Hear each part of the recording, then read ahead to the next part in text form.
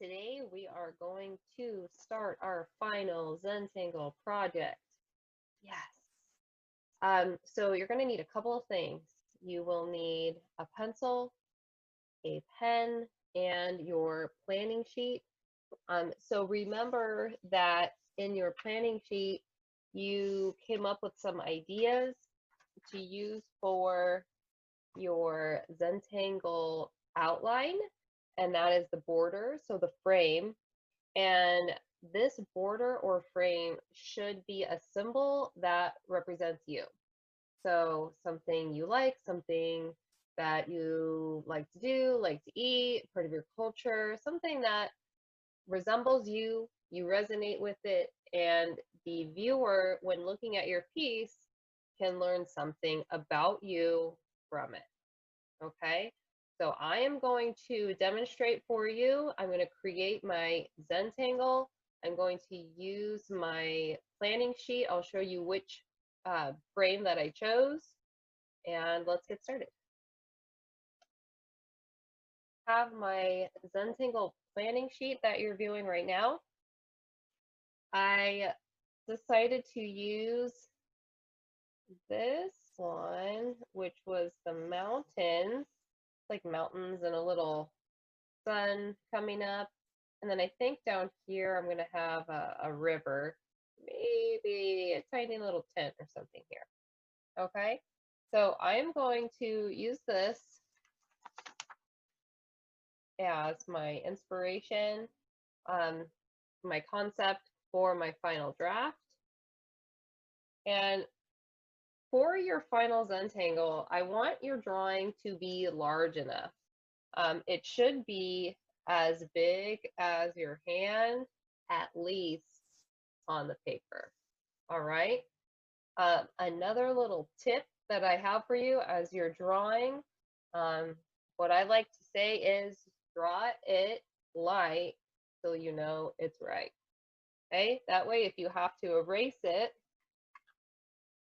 you can effectively erase your pencil, okay, without leaving a lot of residue and mark. All right, here we go.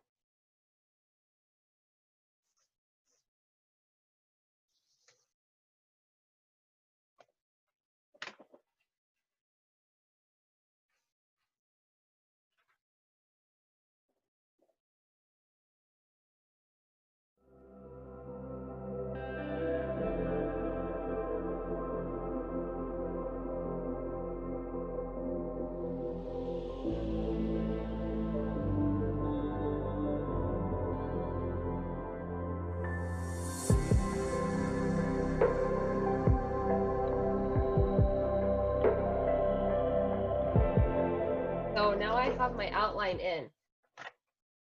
Remember, when you're doing this, you don't want to start adding in a bunch of details yet. We just want to get the outline, and then we're going to add our strings. So with your strings, you can add a little bit more definition to certain shapes. So like I mentioned, I think I'm going to put a little river right here. You can see a tiny little shadow of a line that I started. That's going to be one of my strings.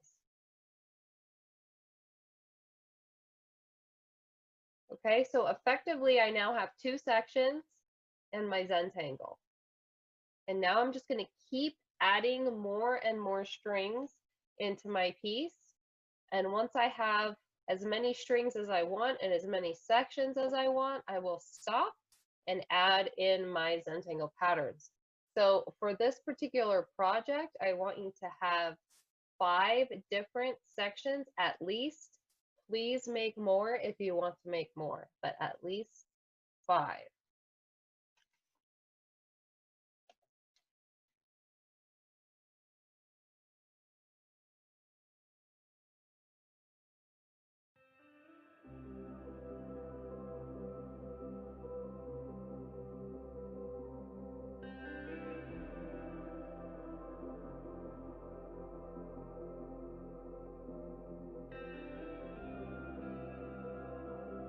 All right, so now I have sectioned off my frame or my border. I put quite a few strings inside. I did add this little sun over here. I feel like it needs to have that. So I am going to put that in. Okay, so this is my landscape that I've started. Now I need my Zentangle patterns, which I'm going to grab right here. So you should have 8 of these patterns. You are going to choose 5 of them to put inside of your Zentangle. If you have more sections, then you will add more patterns, of course. So if you have more than 8, which I'm pretty sure I have more than 8 here, then I'm going to use my backup pattern. So I actually created quite a few here. If you want to go above and beyond and make more, that's awesome. Do it. All right, so I'm going to start tangling now.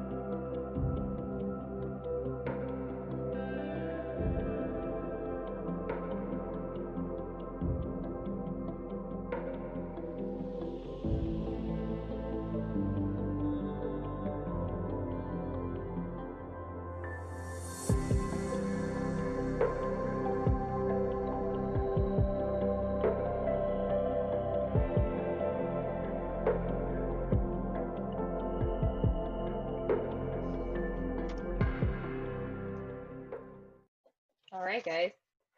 So here we have it, my completed Zentangle. I created my outline. I added my strings, okay? And then I filled in with my tangles. So you can see that this mountain area, I used a very similar pattern, and then I just changed the direction of the line to give it a different feeling.